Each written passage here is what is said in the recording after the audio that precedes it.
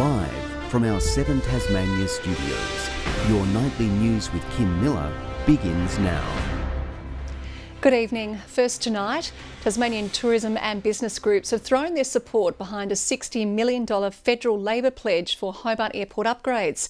Passenger flights to Asia and cuts to costs for transporting goods are said to be among the potential benefits of the election cash splash.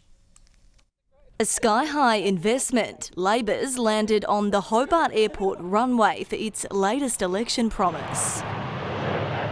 $60 million here into Hobart Airport to bring it up to E classification, which allows wide-bodied jets to come here. Runway renovations would mean there's greater capacity for long-distance freight, helping support the transport of Tasmanian goods. What this stage of the upgrade does is goes back and strengthens the original part of the runway so that heavier aircraft can travel across it. The aircraft can load up with more fuel, more cargo than they could previously. To be able to put our goods on the plane here and send it straight to market is just absolutely imperative. More international passenger flights are also on the cards. So this now lets us take those discussions forward much more enthusiastically. 1,200 jobs will be created in the move, being welcomed by the state's tourism body as a way to accelerate the industry's recovery. If we could get a weekly service into a Singapore, into a Hong Kong, it's going to be a transformative thing for Tasmanian tourism. $38 million in federal funding allowed for the first phase of upgrades to lengthen the runway back in 2017. But it's not clear whether the Liberals are willing to match the latest commitment. We will be looking at discussing those options, and I'm sure we've still got 3.5 weeks to go in the campaign, so I'm sure there'll be a few more announcements to come. But time is ticking with pressure to finish what they started. And we call on the Liberals to come up to the table and also announce this. This is a really important piece of infrastructure for Tasmania. Grace Evans, 7 Tasmania News. Federal Labor kept its campaign focus on airports today, committing $35 million to the development of Launceston's TransLink facility. The money will fund the industrial park's expansion through the design phase and initial infrastructure works. To allow more businesses to locate here and to work with the Launceston Airport to increase that freight capacity over time. TransLink is currently home to 70 businesses. Meanwhile, there's some good news for Georgetown and surround residents, with the Liberals matching Labor's commitment for a new aquatic centre. This will provide an opportunity for people in this area to be able to access this facility all year round, which is really important both for the livability and amenity of the area, but also for improved health outcomes. Both parties will fund the $15 million centre, recently identified by Council as a project of significance.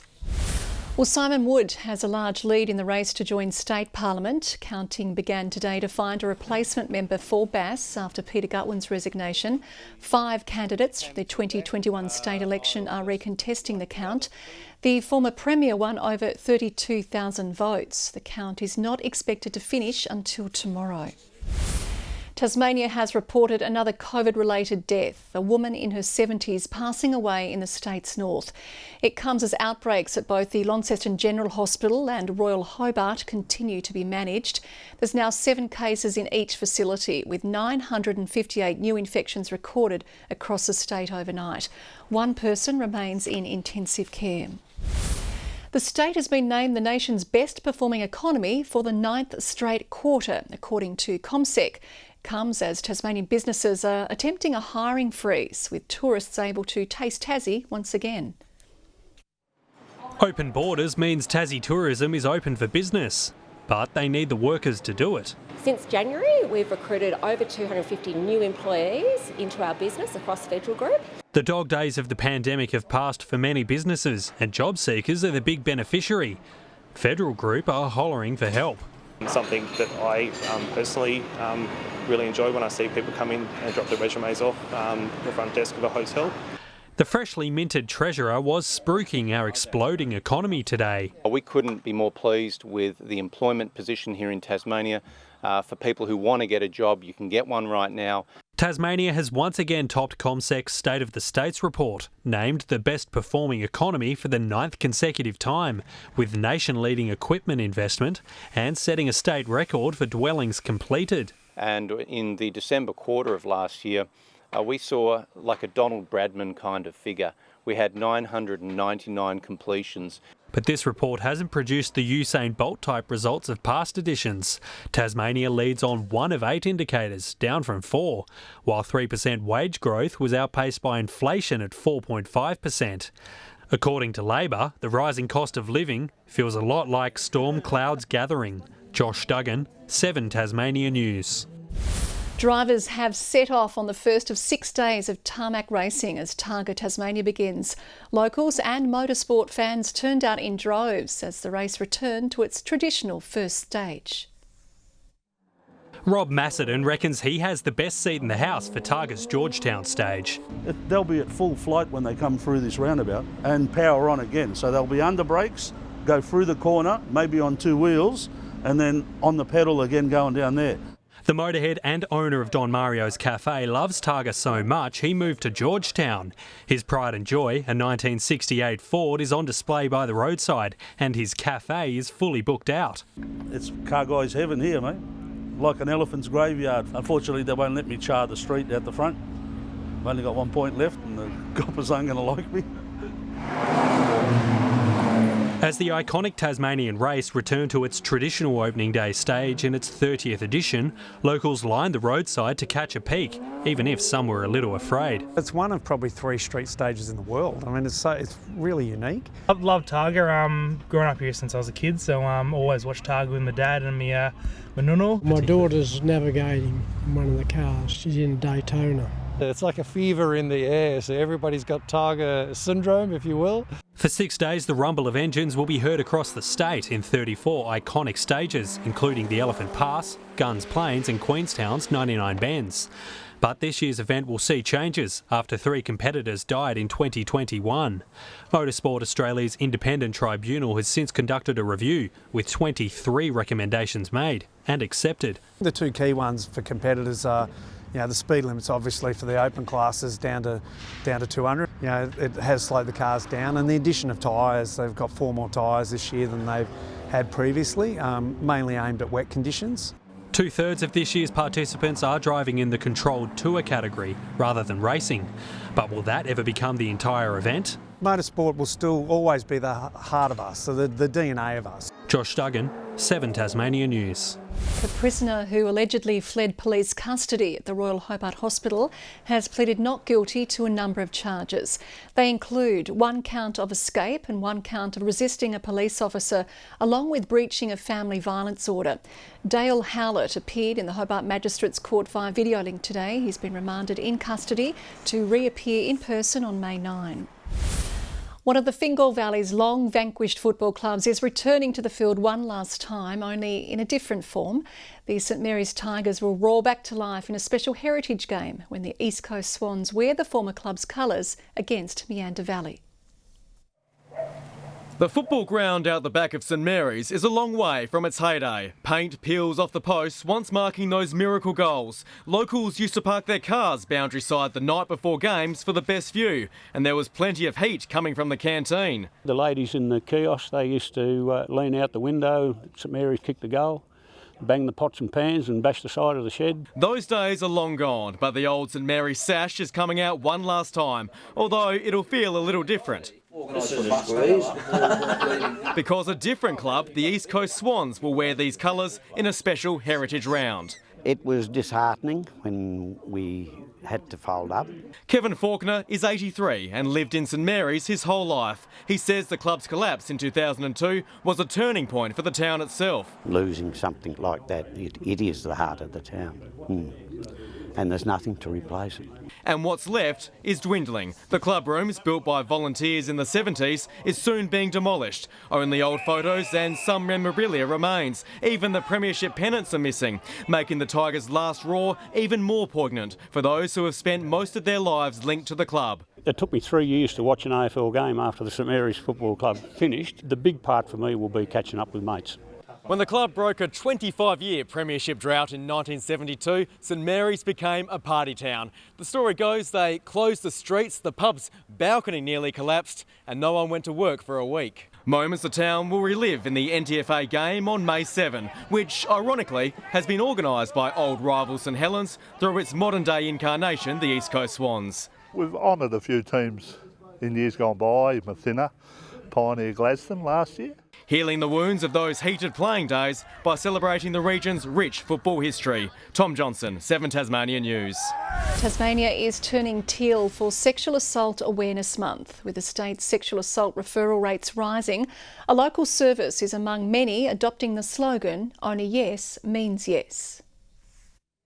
Tackling sexual trauma in Tasmania on Wear Teal Tuesday, the Sexual Assault Support Service is joining forces with the local sports centre to raise awareness and funds. Over the last 6 years, our referrals have increased by 162%, and 44% of that was just in the last 12 months. Honouring the campaign with an all-female judo night, the SEISHIN Martial Arts Club is hoping to bring a much-needed conversation about consent to the mat and equip participants with valuable skills and a newfound sense of strength. Our classes aren't about self-defence as such, but empowering the community as a whole to be able to have these discussions. Preventing sexual violence is more about putting the onus on the perpetrator, not the victim. But event organisers say it's also vital men are included in the discussion to bring about societal change.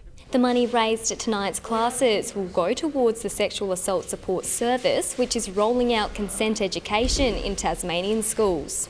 We're pretty active about teaching that in schools, teaching it to young people, but we want all community to understand what consent is, how to ask for it and how to give it. With more than 50 organisations taking part in Wear Teal Tuesday, including North Melbourne Football Club and Netball Tasmania, the support service is hoping to see the initiative go national. BRIANNA Boylen, 7 Tasmanian News. And if this story has caused any concerns, you can contact the SAS support hotline on 1800 697 877. It's one for the memory books as Hobart resident Dorothy Banks cuts her 102nd birthday cake. The former librarian spent the day celebrating from the comfort of her home, with a rotation of family and friends popping in to wish her a happy birthday. Everybody's spoiled me, and I've got lovely cards and lovely things, beautiful cake there to cut. Dorothy says a secret to a long and happy life is to simply stay healthy. And we'll take a look now with the Cripps TSL Player of the Year votes after round 5. Kingborough's Eddie Cole took 3 votes in the Tigers' triple figure win over Glenorchy. That one is just coming up, although that's Launceston and Clarence. Let's go to that one. Launceston's Jake Hines had another best on ground performance against Clarence. And we might be in trouble here. Nope, we're not. Sam Siggins kicked 3 goals and scores 3 votes in Lauderdale's 19-point win in the Anzac Day clash. Eddie Cole, of course, taking 3 votes for the Tigers over Glenorchy. Eddie Cole, Joby Harper, Jake Hines, Brody Palfreyman are all on 6 votes, Colin Garland and Lockie Clifford on 5. Tickets to the Jack Jumpers semi-final in Hobart go on sale to members tomorrow. 12 and 14 game members can snap up theirs from 9 a.m. before those with other memberships will get their turn from midday. The general public needs to wait until Friday for any which remain. Tasmania travels to John Cain Arena to take on Melbourne United in games 1 and 3, with MyState Bank Arena hosting game 2 on Saturday night. Should be an absolute beauty. 8 Tasmanian hockey players have been picked for an Australian academy following their efforts at the Under-18 Nationals. In the Premier League, meanwhile, Derwent remains on top of the table in the men's competition after accounting for University 4-3. OHA managed a 1-1 draw with Canterbury, while Northwest Grads beat Diamondbacks 4-1. In the women's, Grads and OHA enjoyed wins, while Uni held on to draw with Derwent. And as we heard earlier, TARGA Tasmania kicked off in Georgetown today. And the challenging street circuit has already thinned out the field, even sending 7-time champion Jason Wyatt into a spin. Defending champions Ed Maguire and Zach Brakey have taken an early lead in their Dodge Viper. The duo completed the 4.8 kilometre stage in just over 3 minutes and hold a 7-second advantage over the 911 GT2 driven by Jeff Morton and Damon Nikolai. Good evening. Launceston's 22 the high today. Hobart peaked at 17 and 19 in Burnie and Devonport. Temperatures close to or a little above average. Smithton 21, King Island 20, Flinders Island, Lowhead and Strawn 19, St Helens, Friendly Beaches and Bushy Park all 17. Some low cloud over us today, mostly affecting the north, the east and the far south of Tasmania. Plenty of cloud over Queensland, New South Wales and South Australia, while moist easterlies produce low cloud over southeastern parts. A frontal band there over southwest WA. Tomorrow, the high lingers over the Tasman Sea. Troughs persist over central parts and the tropical north. The cold front slips a little to the south. Winds east-nor'easterly at 10 to 20 knots, but more southeasterly over the west. Into tomorrow and 20 and a late shower for Hobart, 20 also for Geefton, early fog, a late shower for Bothwell, a high of 18 degrees. Launceston a top of 20, early fog with showers increasing later in the day, 19 the high for Devonport and Cressy with a similar forecast. Burnie showers and 18, 20 the top for Strawn, partly cloudy but fine. Curry on King Island, cloudy and fine and 20. And for the east tomorrow, a high of 18 for St Helens with showers increasing over Swansea and 18 the top for Orford as well, all with a little wet weather. Thursday, showers mainly over the north and east, clearing the east later. Showers over the north and west on Friday, a possible storm, areas of morning fog, and on Saturday looks like showers prevalent for most regions, easing from the northwest early evening. Showers and down to 21 in Perth tomorrow, partly cloudy in Adelaide and Melbourne, a few showers in Canberra, Sydney and Brisbane, and also further north, a possible storm for Darwin. Cloudy at the moment, only 13 degrees in Hobart, 16 right now in Launceston, cloudy over Devonport too, and currently 14 degrees. Facing a bit of a conundrum at the moment, Kim. Just checking my diary, I like filling it up with holidays and days off, and I've realised the next public holiday is not until June. I have a way of getting around it though. I'll take some long service leave. I'm sure you will, I have no doubt. Thanks, Murph. That's all your news for now. We'll have updates throughout the night. Thanks for your company tonight. Good night.